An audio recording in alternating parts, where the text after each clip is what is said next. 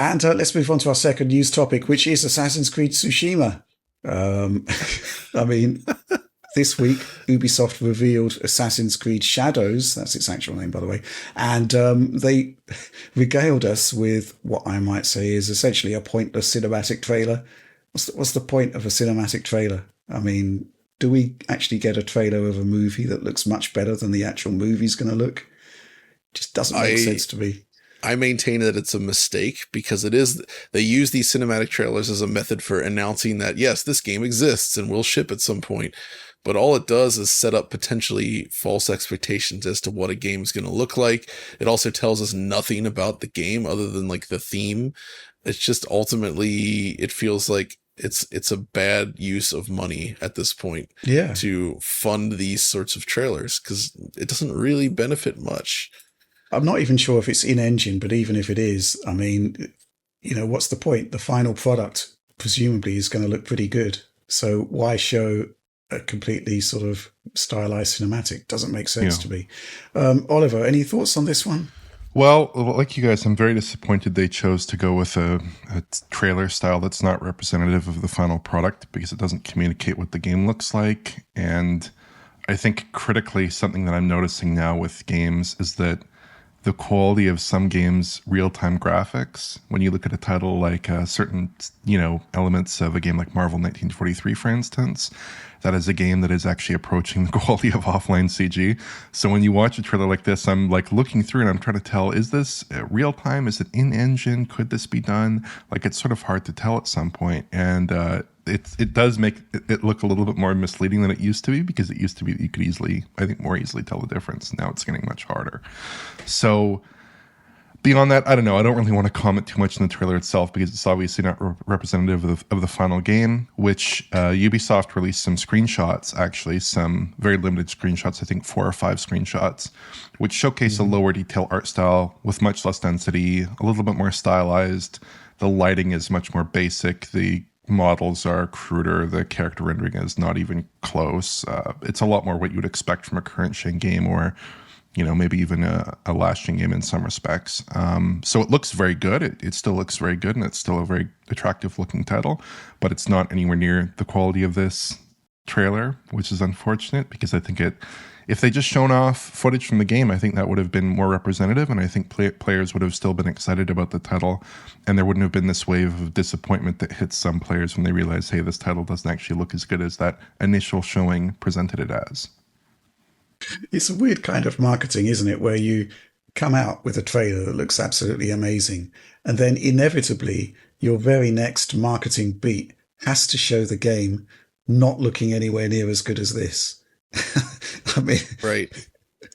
Presumably. It just makes no sense whatsoever. I mean, I guess the only sense there is that this gives them a chance to announce the game, and they can usually just outsource these trailers so it doesn't impact the actual development team's production cycle at all. But I actually still think Ubisoft should take a page from Watch Dogs, but do it right. You know what I mean? Like, Watch Dogs obviously got a lot of flack because that original demo was so good, and then the final game didn't live up to it. So same as the CG trailer problem. But if they can find a way to show a demo of the gameplay that looks like the game will actually look, and I know harder to produce than it sounds, and show mechanics and things to get people excited, I think that does make more of a splash than this kind of stuff. Yeah. So yes, a little bit more difficult to execute, but it could pay off big time if they do it right, provided the game is actually interesting enough to warrant that, of course. Yeah. This was also an issue with not Assassin's Creed, Star Wars Outlaws, where that initial trailer looked outstanding, but I also seem to recall you and Alex and us discussing it and not being quite sure what the provenance of the trailer was at the time, right? We weren't quite sure initially. Right. And then, of course, we see footage later from the game that looks like, it looks excellent. It looks really good. It's probably going to be one of the standout titles, I think, of this year, technically speaking. And so it sort of begs the question, like, why did you show that initial presentation to us when you had footage from the game that you could have shown us alternatively? Now, maybe that isn't the case here, but you could have maybe presented us something that is more representative of that final product and still got players excited. So Assassin's Creed, you might argue, has been in something of a rut since Valhalla. I mean, how do you follow Valhalla? That was the rut. Yeah, unfortunately, it was mega successful and people loved it. John. No, it's well made. I just don't like it. I guess the question is, where do they go next from a gameplay perspective? And I've just watched through this trailer for like the third time. I still don't really have any idea as to what we should actually expect from the game. They've never. So it's too late. It wouldn't make sense for Assassin's Creed. But what I've always wanted to see with Assassin's Creed is essentially like you have this open world environment, but the individual missions you undertake are more in line with something like Dishonored or Thief, where they're complex, bespoke environments and maps designed specifically for that mission.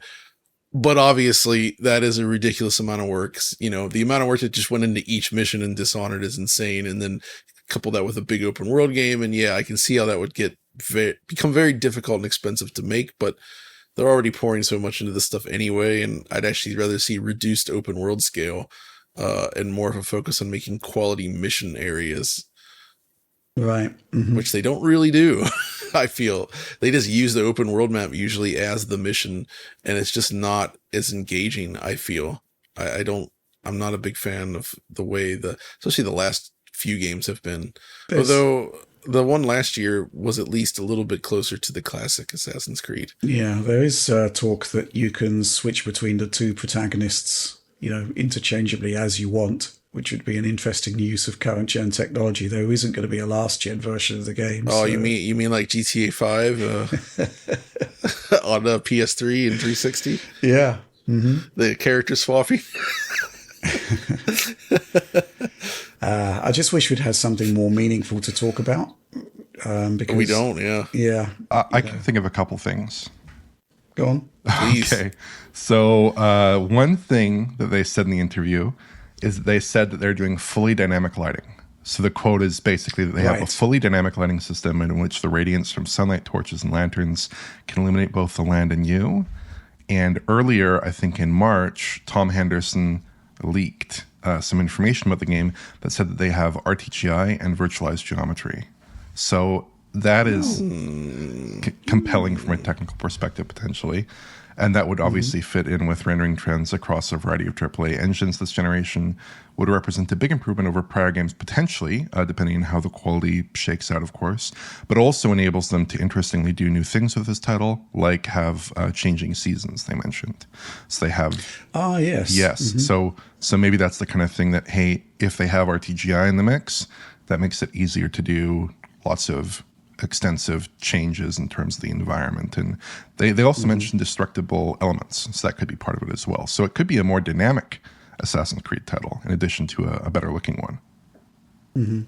Which sort of just brings us back to the question of why this trailer. If you go back to like the classic trailers of the past that have actually made an impact at when they were revealed, obviously number one, the GOAT, as it were, would be the Metal Gear Solid 2 trailer, which wasn't just cinematic, but actually showcased gameplay systems and made you want to play the game.